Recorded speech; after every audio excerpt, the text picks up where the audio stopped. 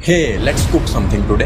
एक वेबसाइट को ऑप्टिमाइज कैसे करते हैं, क्या चेंजेस से एक वेबसाइट प्रीमियम बन सकती है, रिस्पॉन्स टाइम कम हो सकता है, आइए जानते हैं। Let's start cooking. हमारा आज का टॉपिक है ऑप्टिमाइज करना वेबसाइट को उस एक्सटेंट तक कि जो हमें एज अ डेवलपर नहीं पता होती। एज अ डेवलपर हम बहुत सारी वेबसाइट्स बनाते हैं, पर उस वेबसाइट को ऑप्टिमाइज करना एक बहुत ही इंपॉर्टेंट टास्क है। सो हमारा पहला पॉइंट इस चीज में है कि always try to use WebP extension. Why to use this? Because WebP extension में इमेज की क्वालिटी सेम रहेगी, पर इमेज की साइज कम हो सकती है। अगर कोई 1 MB की इमेज है तो हम उस 1 MB की इमेज को कन्वर्ट कर सकते हैं 90 KB तक, which is 90 to 95% of reduction, which is very good. Always try to use WebP extension only. और वेब-पी एक्सटेंशन यूज करने के लिए कोई भी कन्वर्टर आप यूज कर सकते हो। आपके पास कोई भी फॉर्मेट में इमेज हो, JPG, JPEG, PNG, आप उसको कन्वर्ट कर सकते हो वेब-पी फॉर्मेट में। एक ये बहुत ही अच्छी वेबसाइट है जो हम यूज कर सकते हैं for converting extension. So let's see कि कितना रिड्यूस होता है साइज में। Let's visit this website. So हम अगर इस वेबसाइट पे एक इमेज डालें, सो लेट मी सी। सो जैसे आप देख सकते हो कि ये इमेज 1.99 MB, मतलब ऑलमोस्ट 2 MB की ये इमेज है।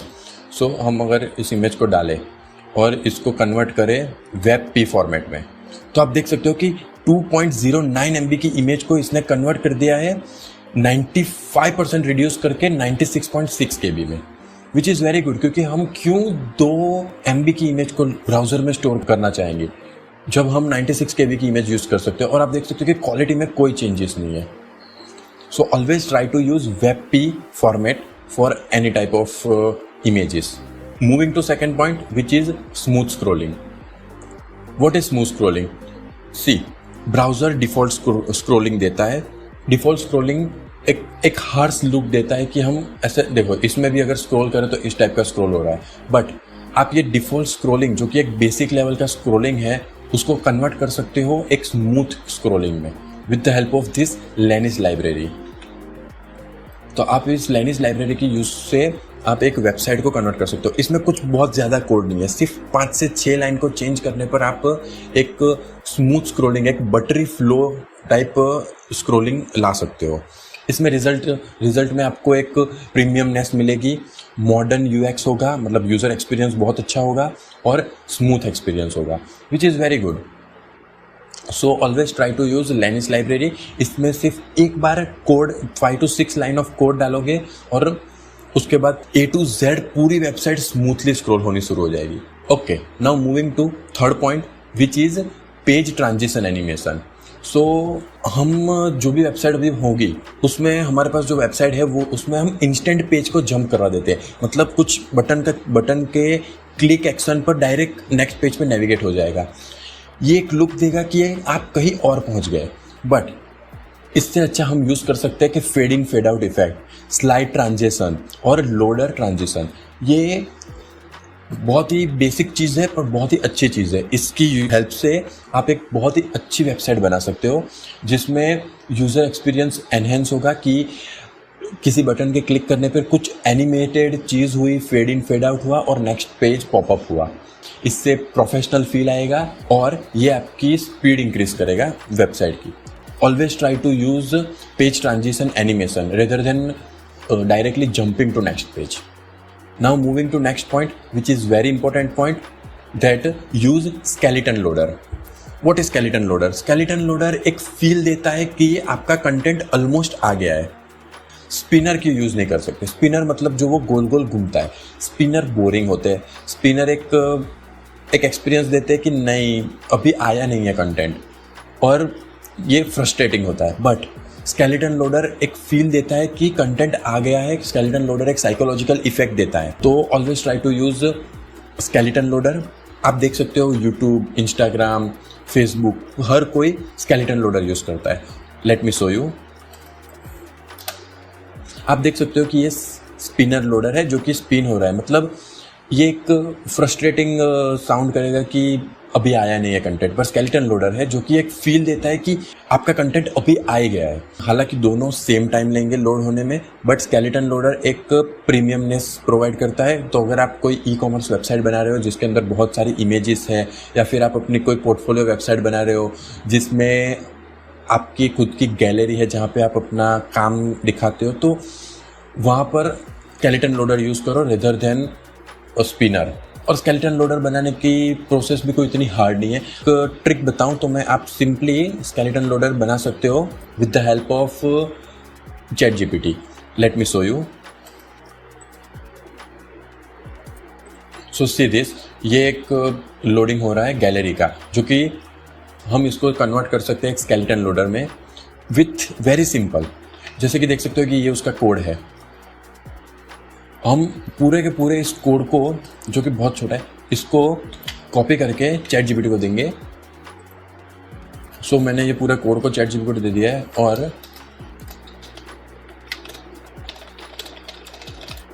और मैंने इसको कमांड दे दिया है कि integrate skeleton loader in this and remove spinner. और इसने अपने आप ही कोड दे दिया स्केलेटन लोडर इंटीग्रेट करने का। सो सिंपली हम इसको कॉपी करेंगे, यहाँ पर पेस्ट करेंगे और सेव करके इसको फिर से रन करेंगे। आप देख सकते हो कि ये पूरा स्केलेटन लोडर आ गया है, जिसमें ये एक फील दे रहा है कि कंटेंट ऑलमोस्ट यहाँ पर ही है, जबकि यहाँ पर नहीं है। सेम टाइम लेंगे दोनों लोड होने पर, बट ये एक अच्छा फील देता है। और ये हमारी इमेजेस लोड हो गई। So always use skeleton loader instead of normal spinner. Okay, moving to next point. ये एक प्रॉपर्टी है जो कि आप यूज कर सकते हो। कोई भी वेबसाइट में हम अपने हिसाब से बहुत सारे अलग अलग फॉन्ट्स लेते हैं। सो जब भी हम किसी फॉन्ट को लिखे, तब उसके बाद लिख दीजिए कि फॉन्ट डिस्प्ले को स्वैप कर दीजिए। इससे होगा क्या? इसके लिए हमें समझना पड़ेगा कि किस तरह ब्राउज़र हमारे पेज को लोड करता है। सो ब्राउज़र क्या करता है? ब्राउज़र पहले HTML को लोड करता है, उसके बाद CSS को लोड करता है। अब CSS को लोड करते टाइम उसको जब भी दिखा कि फ़ॉन्ट फैमिली में हमने कोई फ़ॉन्ट डाला हुआ है, जब भी उसे ऐसा कुछ दिखा, तब वो उस फ़ॉन्ट को ट्राई करेगा अपने सिस्टम में ढूंढने की। और अगर वो फ़ॉन्ट नहीं है तो वो उसको डाउनलोड करेगा। सो ब्राउज़र देखेगा और उसको डाउनलोड करेगा। अब वो जो डाउनलोड करेगा ना, वो टाइम तो 1-2 सेकंड का ही होगा, बट वो 1-2 सेकंड के टाइम में आपने देखा होगा कि टेक्स्ट नहीं दिखते या फिर टेक्स्ट ब्लिंक करते हैं। सो इस इफेक्ट को फ्लैश ऑफ इनविजिबल टेक्स्ट बोलते हैं। सो ब्राउज़र हाइड कर देता है टेक्स्ट। इससे अच्छा अगर हम यूज़ करेंगे फॉन्ट डिस्प्ले को स्वैप, सिंपल एक प्रॉपर्टी है। अगर इसको यूज़ करेंगे तो क्या होगा? जब तक आपके फॉन्ट डाउनलोड नहीं हो जाते, तब तक सिस्टम अपने खुद के कोई और फॉन्ट दिखा देगा, जिससे यूज़र अपना काम शुरू कर सकता है। और जब भी इन फ्यूचर जब भी वो फॉन्ट डाउनलोड हो जाएंगे, तब वो अपने फॉन्ट से रिप्लेस कर देगा उस फॉन्ट को। पहले क्या काम हो रहा था कि लोड हो रहा था पेज, टेक्स्ट हाइड हो रहे थे और वेट हो रहा था फॉन्ट का, और उसके बाद दिखा रहा था। बट अब क्या होगा? पेज लोड होगा, फॉलबैक फॉन्ट दिखेगा। फॉलबैक मतलब सिस्टम के डिफ़ॉल्ट फॉन्ट्स दिखेंगे, उसके बाद लोड होंगे कस्टम फॉन्ट, और अगर जब भी लोड होंगे तब उसको रिप्लेस कर दिया जाएगा। ये बहुत ही अच्छी प्रॉपर्टी है, इसको ज़रूर ट्राई कीजिए और अपनी वेबसाइट को फास्ट कीजिए। इससे रिलेटेड दूसरी एक प्रॉपर्टी है जो कि है differ. Use differ keyword in non critical JavaScript. Non critical का मतलब है कि वो जावास्क्रिप्ट जिसको हम शुरू करने पर, मतलब जब भी कोई ब्राउज़र के अंदर हम किसी URL को हिट करते हैं, तो पेज शुरू होने पे जिस जावास्क्रिप्ट का यूज़ नहीं हो रहा, मतलब उस जावास्क्रिप्ट का यूज़ शायद फ्यूचर में कभी होगा, उस जावास्क्रिप्ट को डिफ़र कीवर्ड से लिख दीजिए। Let me show you what I am saying. Understand how browser load a website. पहले HTML लोड होगा, उसके बाद CSS लोड होगा, उसके बाद जावास्क्रिप्ट लोड होगा। अब हो सकता है कि हमारी जावास्क्रिप्ट की जो स्क्रिप्ट फाइल है वो बहुत बड़ी है, उसमें लेट सपोज 5000 लाइन है। तो हमारा पेज क्या करेगा? उस जो 1000 लाइन है उसको पहले डाउनलोड करेगा, जो कि बहुत टाइम लेंगे। उससे अच्छा इसको आप बैकग्राउंड में पैरेलली रन भी कर सकते हो। सो पहले क्या हो रहा था कि रीड HTML, जावास्क्रिप्ट फाइंड होगी तो वो स्टॉप हो जाएगा, उसके बाद डाउनलोड होगा जावास्क्रिप्ट, और जब भी ये डाउनलोड खत्म हो जाएगा उसके बाद एग्जीक्यूट होगा जावास्क्रिप्ट और कंटिन्यू होगा। HTML कंटिन्यू होगा। बट अगर आप डिफर कीवर्ड यूज़ करते हो, डिफर किस तरह यूज़ करना है कि अगर ये स्क्रिप्ट टैग है तो स्क्रिप्ट टैग के अंदर सिर्फ ये डिफर कीवर्ड रख दो। सिंपली ये डिफर कीवर्ड से क्या होगा कि जो ये डाउनलोड जो कि सिंक्रोनसली हो रहा था वो पैरेलल में होने लगेगा। तो इसमें क्या होगा कि HTML लोड होगी, जावास्क्रिप्ट लोड होगी, डाउनलोड होगी जावास्क्रिप्ट फाइल बैकग्राउंड में, मतलब बैकग्राउंड में ये काम शुरू हो गया है, पर हमारा UI का काम नहीं रुका है अभी भी। UI शो होने लगेगी और उसके बाद जब भी जावास्क्रिप्ट डाउनलोड हो जाएगी वो लोड हो जाएगी। But remember that always use this defer keyword in the non critical JavaScript only. Let's move to the next point which is limit DOM depth. So ये क्या है लिमिट डॉम डेप्थ? ये बहुत बेसिक प्रॉपर्टी है। हम बहुत बार div के अंदर div ऐसे बहुत सारे नेस्टेड div दे देते हैं और उसके बाद हमारा मेन कंटेंट होता है। अब ये चीज़ हमें तो लगती है कि सिंपल ही है, बट कभी कभी ऐसा हो सकता है कि हमने यहाँ पर एक क्लास दिया है, मतलब इस div के अंदर एक क्लास दिया है, फिर उसके बाद हमने इस div के अंदर भी एक क्लास दिया है। सो हमने अगर ये दोनों क्लास दिए है, लेट्स सपोज कि हमने इसके अंदर A क्लास दिया है और इसके अंदर हमने B क्लास दिया है, जो कि दोनों अलग अलग काम कर रहे हैं। तो इन दोनों को एक साथ एक में ही रखना ज़्यादा फ़ायदेमंद है। जैसे कि अगर ये एक div है उसके अंदर ही हम सीधा A और B को रख देंगे, जिससे कि क्या होगा कि CSS प्रॉपर्टी अप्लाई होगी, पर ये जो नेस्टिंग हो रही है वो नहीं होगी। इससे क्या होता है पता है, वेबसाइट स्लो होती है क्योंकि लेआउट कैलकुलेशंस होते हैं। कौन सा div किसके अंदर आएगा उस हिसाब से पूरी वेबसाइट में काम होता है, तो वो हमें नहीं करना। हम अगर सिंपल यूज़ कर सकते हैं तो क्यों हमें ये क्रिटिकल यूज़ करना है, मतलब बहुत सारे div के अंदर कंटेंट होना चाहिए। सो ये भी एक डेवलपिंग करते टाइम ध्यान में रखने की चीज़ है। Okay, let's move to the next point which is use will change transform. अब हम CSS एनिमेशंस यूज़ करते हैं।